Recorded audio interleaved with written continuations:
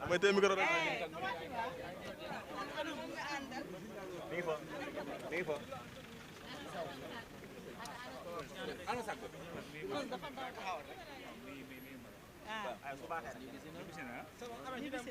allez c'est bon allez mbokk yi ñi nga ànd ak yéen ba léegi ci li nga xamante moom mooy la convocation du journaliste Papa Ngagne Ndiaye on est avec la doyenne suñu yaay suñu xarit mooy madame MNF Maimouna Ndour Faye maman ñu ngi lay ziar. ñu ngi leen di dolli ziar di leen masaw l'attente est longue.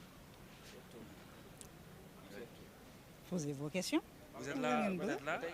alors ñu ngi gis sa teewaay naka nga gisee sa naataango sa ki nga xamante ni ràññee nañ ko si yéen ñaa ngi nekk ay cadre tey convocation bi nga xam ne jot na ko ce matin ban appréciation.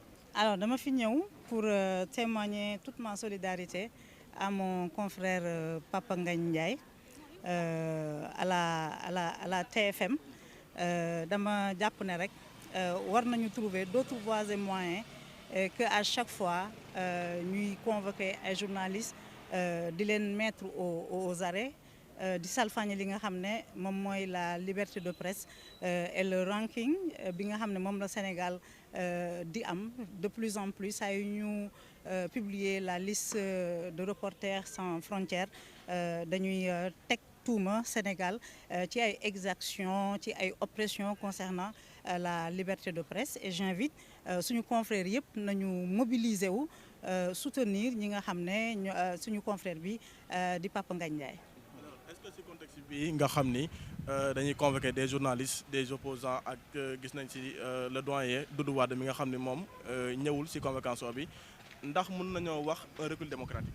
Je n'ai pas encore cette information mais li ma jàpp mooy à chaque fois bu ñu nekkee di convoquer ay journalistes dans l'exercice de leur métier ñu ngi jàmpaaka li nga xam ne moom mooy la liberté d'expression ak li nga xam ne moom mooy la démocratie donc le raccourci il est vite fait.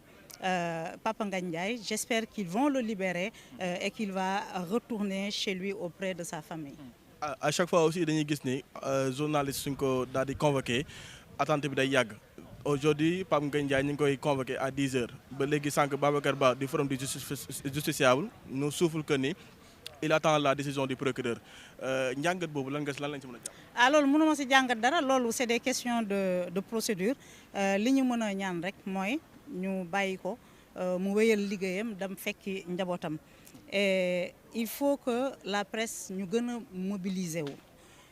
mobiliser wu tout le monde est concerné bu ñu jàpp rek ne c'est telle ou telle personne parce que les exactions contre la presse contre les entreprises de presse parewul sax pour arrêter. Alors je vais vous donner une information dama xoolal ñu ngi yàkkamte alors je tiens de sources fiables et recoupées par exemple que sama dossier arrestation Babacar Fall ak man dañ koy relancer. La ministre de la Justice dafa adresser un ordre écrit au procureur de la République pour ñu relancer le dossier. Pourquoi ordre écrit bi am ci importance parce que bu dee daf ko saisir par écrit le procureur est obligé de s'exécuter. Alors que la décision antérieure bi nga xam ne moom le procureur de la République jëloon dafa abandonné woon li nga xam ne moom mooy les poursuites c'est lui le maître des poursuites. Maintenant dañuy tijji une information judiciaire peut-être qu'on va nous présenter à un juge d'instruction mais ma wax ko rek ne on ne sera pas les agneaux du sacrifice. On ne sera pas les agneaux du sacrifice. Benn juge magistrat bu sérieux du jël ci dossier boobu di ci condamner wala di ci poursuivre des journalistes parce que ça ne tenait pas jusqu'à l'extinction du soleil man je continue à clamer haut et fort et c'est le cas de mon confrère Babacar Fall qu'il n'y a pas matière à poursuivre dans cette affaire. On est dans l'exercice de notre métier et de nos prérogatives professionnelles. Après, on dit que Yacine Fall, elle est têtue, elle ne lâche pas. Sur cette affaire-là, il faut qu'elle lâche et elle va lâcher. parce que mënoo ñëw procureur nga saisir ko moi on m'a présenté au procureur Babacar Fall on ne l'a pas présenté au procureur ñu relâché ñu ne y a pas de poursuite nga bëgg a dellu siwaat pour des raisons politiques et politiciennes. donc dossier bi classé wuñ ko woon. classé wuñu ko te loolu daf may conforter rek ci crainte yi nga xam ne moom laa amoon bi ñu nommé Yacine Fall dama ne awma kóolute ci nomination bi dama ragal mu nekk foofu pour exécuter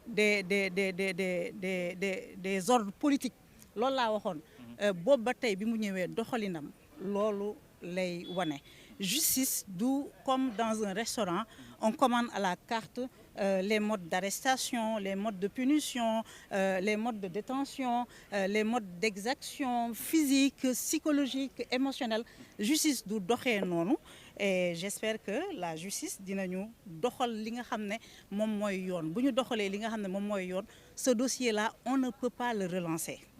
Voilà maintenant ils ont leurs raisons politiques et politiciennes mais qu'ils sachent que muy man muy Babacar Fall on n'acceptera pas d'être les agneaux du sacrifice et Papa Ngagne Ndiaye j'espère aujourd'hui qu'on va le libérer mu dem ñibbi këram et j'invite les professionnels des médias à se mobiliser ñu ngi arrêter ñu ngi woote mais aussi il y a pas que ça il y a des exactions commises contre la viabilité des entreprises de presse ça fait 2 ans que ça dure 2 ans que ñuy fragiliser li nga xam ne moom mooy les assises économiques des entreprises de presse ku jàpp ne tu n'es pas concerné bu la neexee nga toog mais encore une fois il faut qu'on se mobilise et ensemble il faut qu'on se batte pour le respect de nos droits et de nos prérogatives professionnelles.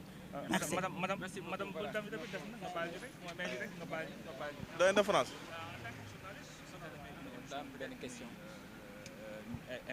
émission bi ngay présenté chaque fois ci sa plateau mais beaucoup de commentaires dañuy wax ni monsieur Pape Ngagne Ndiaye dafa nekkoon très neutre keroog quand ki nga xamante mooy du waa doon yëkkati propos yooyu mu yëkkati woon ba tey ñu convoqué ko est-ce que yow en tant que professionnel des médias. Je ne ferai pas la leçon à Papa Ngagne. Papa Ngagne il a son style c'est un grand professionnel des médias il anime son émission comme il le sent. Voilà. Je ne lui ferai pas la leçon, je n'ai pas de leçon à donner à Papa Ngagne. C'est un professionnel qui fait son travail, qui est attaqué tous les jours, qui est insulté, calomnié et malgré tout, voilà, mu ngi continuer di def liggéeyam. Donc voilà, man awma dara lu may wax. Tout ce que je demande, c'est que il soit libéré et que mu ñibbi këram. Merci beaucoup. Voilà, merci beaucoup.